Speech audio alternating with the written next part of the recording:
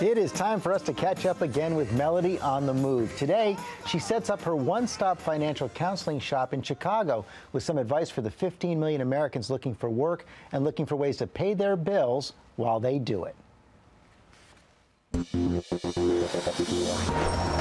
As spring hits the Windy City, job seekers hope change will come. But with unemployment still above the national average, Mellody set up her special stand street side in Chicago to catch those pounding the pavement. Hi, I'm Mellody. Dennis Ramirez, how are you? Dennis Ramirez, an auditor, lost his job a year ago. He's worried now about retirement. I have a 401ks in a couple of banks and IRAs.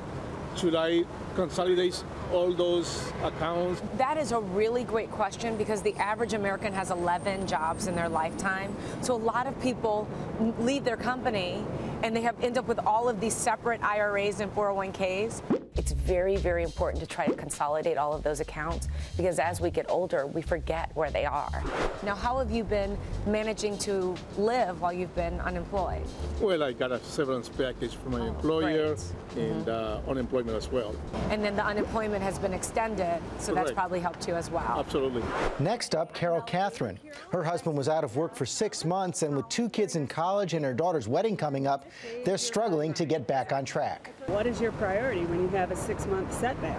This is not going to sound very charitable of me, so I'll put this right up front. But your priority is you, and specifically making sure that you are financially sound. The most important thing that they could do would be to secure their own life at that point in their own retirement so that they won't one day be a burden on their children. Kendall and Lexi are searching for summer jobs. No luck yet.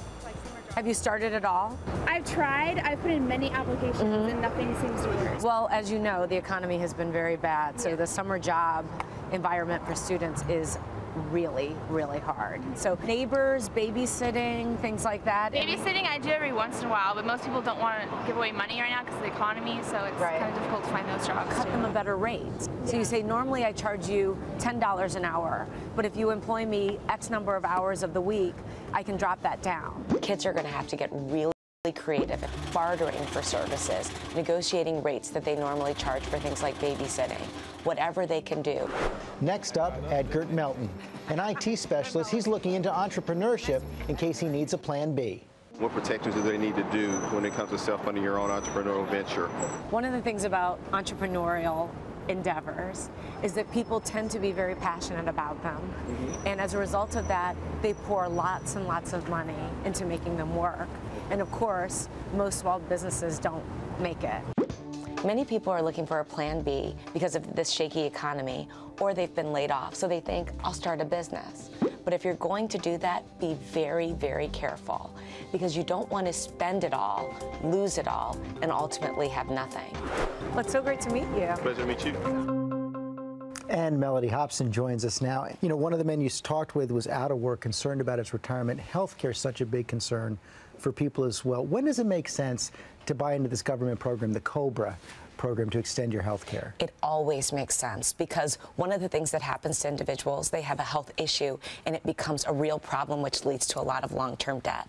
So the best thing you could do is take advantage of this COBRA tax program that's out there, this extension, that basically leaves an individual only paying 35% of their premium, with their employer paying 65%. It's terrific. It makes healthcare affordable, and I would really stretch to pay, even if unemployed, to make sure the family was covered. You can't beat that deal, so save up, do it no matter what. Right. Mellody Hobson, thanks very much. Thanks.